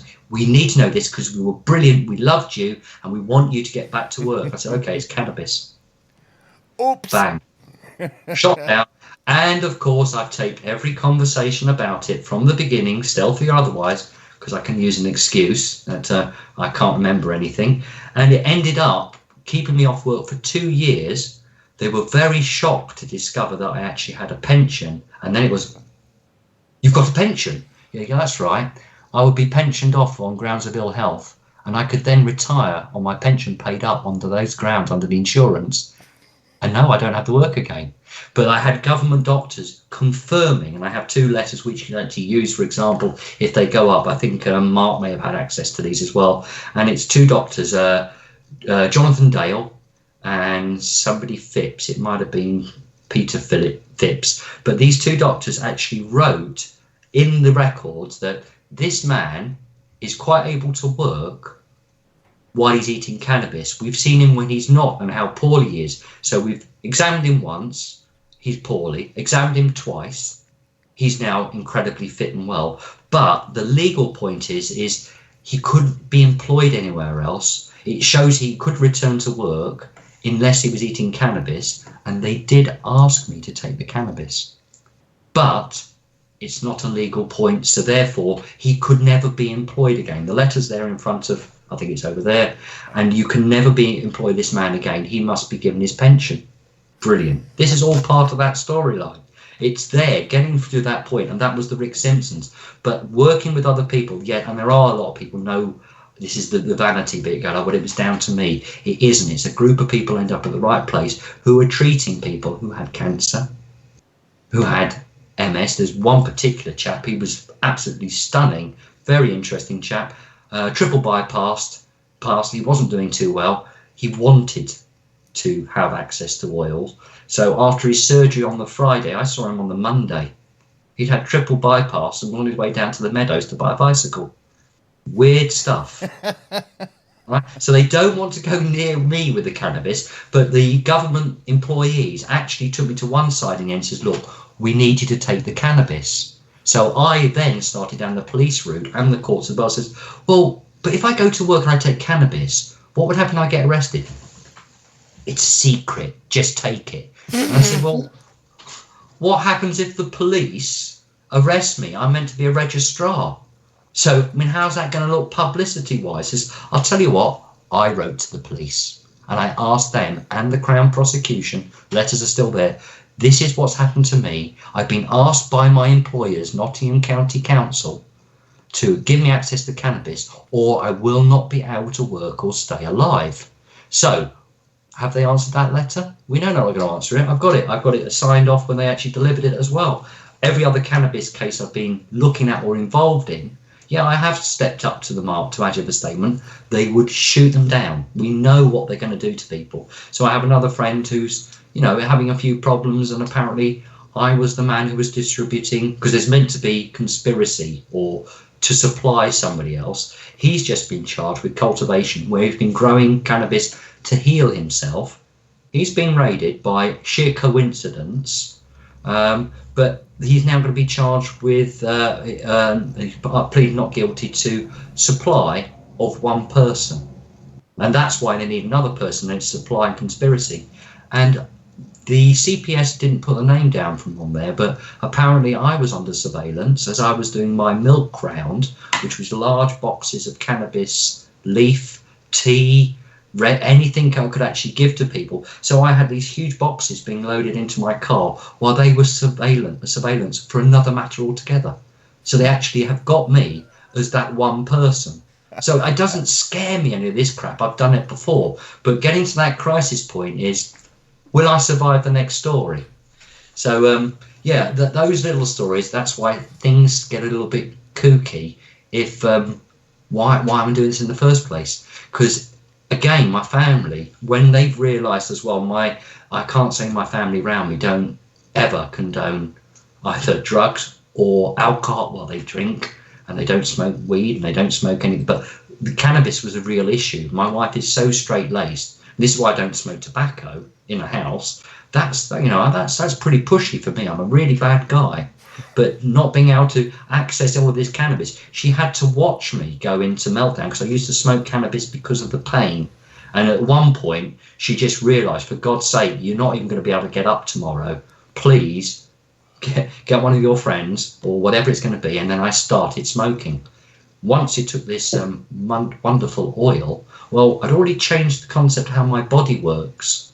So I'm looking at the fact that maybe I understood what was coming, which was the experiences I was having, changing my physical being. Well, it starts with your mind, but ending up, and I was speaking, recorded about Andy as well. He said, when you start through this bit of changing yourself physically, well, that started before you started finding out about the medicinal side of it. I've done at least 5 years of high profile kicking the establishment, not because of paranoia, knowing that I'm invincible. People are ignoring little people like me. So rather than giving out little bits of baggies of weed, I ended up being a milkman for as many medicinal cannabis growers as you could possibly imagine. And of course, some of them actually fund their life from it now because they sell certain bits. And I was taking absolutely everything to turn into medicine, cups of tea, anything like that. But the idea of making people well is, well, people are dangerous. Mm-hmm. Ill people, it's far easier to control them.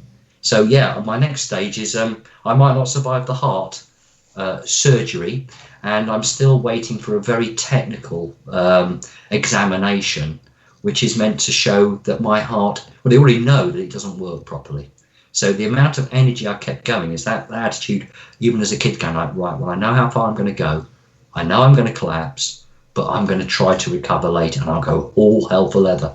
But that's not stopped. So we actually have seen, we've won the race. It's like everything's behind us. We know the paperwork's been done for Tom. We know the paperwork's been done for me. We know the council of scoundrels who keep putting things such antisocial behaviour orders on me, which never stick. They can't even walk into court because they know my name. And, everything else was defamation of character. They can't do anything about that either if you're telling the truth. But having an whole army against you is I mean, God, we've got an army of traffic wardens. Yeah. What a nightmare. You know, the Agent Smith. And you go like, you know, I mean, I was outside the shop, and the girl who I'm actually now not saying training, and she's actually training herself, that my last ever trainee barber is still working with me. She's saying like, you know, what happens with the cigarette? I said, well, if you drop the cigarette on the floor, she says, that's disrespectful anyway. But those two plastic police officers right now, what do you think they would do? And she's going through scenarios that they will do this. And she goes, right, the first thing you want to do, unfortunately, is we want to be polite in a polite society, but the first thing they've got to do is get you to agree to let them take control of you. So the whole system is, if you accept these bits and pieces, you're like, well, I've got video which is outside number 17 at one point, where this young man is being harassed for dropping a cigarette, and he's picked it up and going, no, and this woman is talking like a robot. I'm actually walking around saying, she's an absolute robot, this is ridiculous, until the police arrive to arrest him. Even at that point, I think I was calling him a different name. So this video, a friend of mine, I say, you'll get to meet her at the next meeting if you get a chance anyway, on the 15th, before the 22nd one. But they've got this video. She's promised, I mean, I promised her I would never put it out. But this poor boy there is having his arm dragged around because they couldn't do anything. It was dancing around these people going like, what are you arresting me for? But she knows the game. So with her son there saying like, just give me your name, because I don't give monkeys, it's not your name. Of course, nothing's ever happened with these fines or anything at all. We know it's a game. We know who's playing it and how big and scary they are. I have been, should we call it, shot down in flames and beaten up. I've had my car parked out these same offensive buildings where I've been upsetting by doing videos. My car's been smashed up when, unfortunately, at just the right moment, the cameras will go off from Loxley House. And apparently it turned out to be a really difficult technical problem that couldn't be solved and had to be wiped and rejigged. This is because the police, after 2 weeks, are still going like, where's the video? You know, these are coincidences. Not in the same frame, but working down with the magistrates court is understanding you're not actually allowed in there. You really are not. You shouldn't be. Well, you do. You have the right to be anywhere, but you are not protected. So I've been slam dunked to the floor over a year ago, where it's almost like a cracked rib. It might still be my heart problem, because I asked the judge's name. So when we go down the rabbit hole, did I lose that battle? No, I wrote for the magistrates' names who were in the courtroom, asked what happened that day. Guess what happened to the video after my police interview on that one? Disappeared? Video. It just appeared. So they were saying that nothing ever happened because we can't prove that, and obviously you were told to leave the building. He said, I know, but when I told him I'd taped the incident, then he got very shirty. But in fact, I actually was explaining to him, says, I'll show you what a violent man is, because I haven't committed any violence. I've taped it. Goes very quiet. Says, and now I'm going to go down to the courts and show you what a violent man is. In other words, presenting my videotape. And of course, I videotape him, what, you know, talking about my videotape or audio tape. Go, brilliant. Bring it on, because I've got this evidence. You brought the courts and go like, shut up. I'm going to now play you the audio of me being assaulted. And he had to listen to it. Of course, they're not going to go anywhere with it, but we know we have the evidence. And the evidence, unfortunately, is what these gatekeepers are doing. We're not dealing with the big guys who really think they've got these other little soldiers below, like Sergeant Thompson and the security guard, or if the name was right, was the manager of the court building. Again, like Tom, actually writing to have the records of who was in that court there. Or you must name these people because it's on their minutes. And I had to write to the MPs and the Crown Prosecution Service and the High Court, and they had copies of it, and I've requested the information, and this same woman who's a manager just says, we're not obliged to answer that, you must make a complaint to the security guard. You see, the game is not about just playing it, because once you start playing it, it's how the game develops. So for me, on the basis of, yes, this stuff has already happened, yeah, we've done it, we've got it proved, but we have to put the places, like time travel, I've done it 10 years down the line, or even 5 years down the line, even 4 years, even a little, not wind up, on my conversation with the police for Sunday is, yes, I backtrack. I then show the evidence that this man's lying about a warrant and what a warrant is, and go, right, now what did Sergeant Thompson say? And what did the police civil investigator say? And she actually volunteered to let me tape her. I said, is it a taped interview? She said, well, not at this stage. So I put my tape recorder on the table and said, okay, I'm taping it. And you know that I'll broadcast it. So that's why I savour these little moments that the work's already done. You know, Tom's done his work, and what you need now is the critical mass is already behind him. So I'll tell you what, I'll maybe have to raise the money through T-shirts, and I can use the name Bob Hood. You see, we can use it, or zeros, you know, it doesn't matter. I have, in theory, found a way to earn a living, and it is meant to be the hands. I haven't been clever, or as I used to sell shampoo because it was just an add-on. I can only work with these hands, and the game at the moment is stopping me even walking to work, because the council will fine me if I get near my place of work because I'm registered disabled. So they've decided that I'm not allowed to approach the shop. I actually use an electric wheelchair, which I don't know if people realise it's a bit of comedy, because I have to get from the car park to the shop, which is 50 metres, 100 metres at most. And on October 14th of last year, I had a stroke. October the 13th, lucky day, you see, 10 years on from I had my experience running around making the world change, and I'll save the world for £1.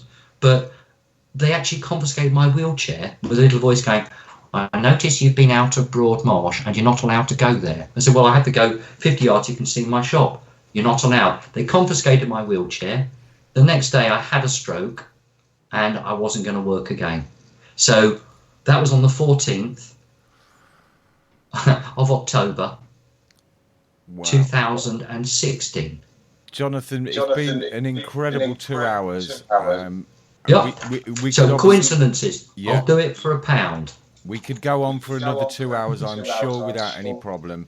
But unfortunately, we need to get off the stream because Tina and Not Dr. Tamara are waiting with a happy hour. I can hear all the merriment and giggling going on in the other room because Tina's in the other room. So I'd just like to thank you so much for joining us tonight. Pleasure. And I do hope you'll come back because there's an awful lot more we could talk about and I think should talk about. Well, I could like to leave you with Miles Johnson first talking about the intelligent life force, or should we call it another species? You go like, now, how far down the tunnel do you want to go? And anybody else knows me, realise he can't have even dealt with, have I been down the alien route yet? These are just fun.